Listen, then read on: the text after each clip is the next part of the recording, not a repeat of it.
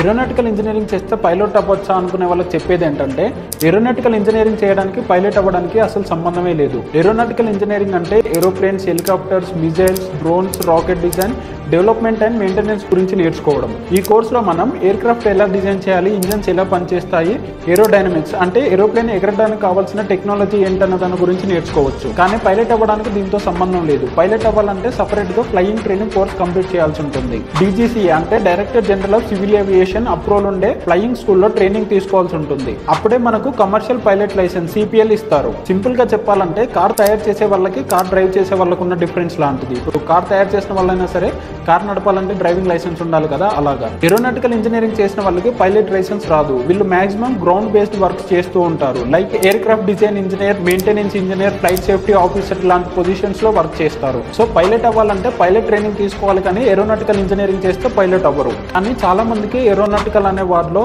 ఏరో అంటే flight related ఉంది కాబట్టి సో ఆటోమేటిక్ గా పైలట్ అవుతారని మిస్అండర్స్టాండింగ్ ఉంటుంది. అలాంటి వార్డ్ అసోసియేషన్ వల్ల కన్ఫ్యూజన్ క్రియేట్ అవుతుంది.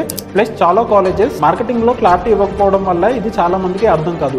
ఎందుకంటే ఏరోనాటికల్ ఇంజనీరింగ్ గురించి చెప్పడానికి స్టూడెంట్ ని తీసుకెళ్లి ఏరోప్లేన్ లో కూర్చోబెడుతూ ఉంటారు. అప్పుడు ఖచ్చితంగా కన్ఫ్యూజన్ క్రియేట్ అవుతుంది. ఆ ఫీల్డ్ లో ఉన్న వాళ్ళకి లేదంటే దాని గురించి కొంచెం రీసెర్చ్ చేసిన వాళ్ళకైతే దీని గురించి బాగా తెలిసి ఉంటుంది. ఇలాంటి ఎడ్యుకేషన్ వీడియోస్ కోసం ప్లీజ్ సబ్స్క్రైబ్.